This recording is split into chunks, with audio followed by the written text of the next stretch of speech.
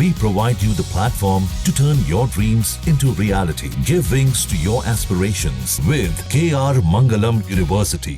नमस्कार, मैं हूं प्रेरणा और आप देख रहे हैं न्यूज नेशन का digital platform. This video is co powered by KR Mangalam university. अमेरिकी राष्ट्रपति डोनाल्ड ट्रंप ने अब रूस यूक्रेन युद्ध को खत्म करने की कोशिशों में सीधे दखल देने से फिलहाल पीछे हटने का फैसला किया है और उनका मानना है कि इस संघर्ष को खत्म करने की दिशा में पहला कदम रूसी राष्ट्रपति पुतिन और यूक्रेनी राष्ट्रपति ज़ेलेंस्की की आपसी बैठक होनी चाहिए, जिसमें अमेरिका बीच में ना हो। द गार्जियन की रिपोर्ट के मुताबिक ट्रंप प्रशासन के कुछ अधिकारियों ने बताया है कि ट्रंप ने अपने सलाहकारों को ये निर्देश दिया है कि किसी भी त्रिपक्षीय बातचीत से पहले पुतिन और ज़ेलेंस्की को सीधे बैठकर बातचीत करनी चाहिए और तभी आगे की दिशा तय होगी। ट्रंप ने खुद एक रेडियो इंटरव्यू में कहा कि वो सिर्फ ये देखना चाहते हैं कि दोनों नेताओं की मुलाकात में क्या निकल कर आता है और फिलहाल उनकी रणनीति देखो और इंतजार करो वाली है।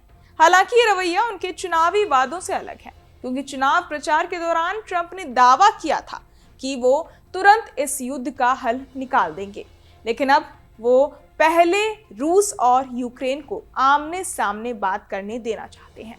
इसी बीच पेंटागन यूरोप के सहयोगियों को ये भरोसा दिलाने की कोशिश कर रहा है कि अमेरिका की सैन्य भूमिका सीमित ही रहेगी और यूक्रेन को सुरक्षा गारंटी देने का मतलब ये नहीं होगा कि अमेरिकी सैनिक युद्ध के बाद वहां भेजे जाएंगे।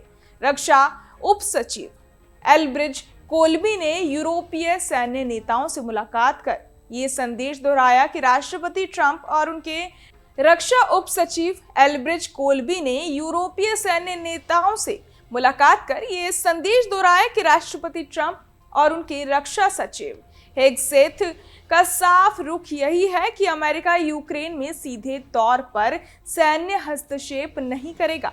ट्रंप ने खुद भी फॉक्स न्यूज से बातचीत में साफ कहा कि चाहे कोई भी समझौता हो, लेकिन अमेरिकी सैनिक यूक्रेन नहीं भेजे जाएंगे और यही उनकी व्यक्तिगत गारंटी है। उधर रॉयटर्स की रिपोर्ट के अनुसार पुतिन लगातार ये मांग कर रहे हैं कि यूक्रेन पूर्वी डोनबास क्षेत्र से पीछे हटे, नाटो में शामिल होने का विचार छोड़ दे, तटस्थ बने और पश्चिमी देशों के सैनिकों को अपनी जमीन से बाहर रखे। खास बात यह भी रही कि 4 साल से ज्यादा समय बाद पुतिन और ट्रंप की आमने सामने मुलाकात अलास्का में हुई, जहां करीब 3 घंटे चली बंद कमरे की मीटिंग में यूक्रेन संकट, संभावित समझौतों पर भी विस्तार से चर्चा की गई। इन दोनों बातों पर चर्चा हुई।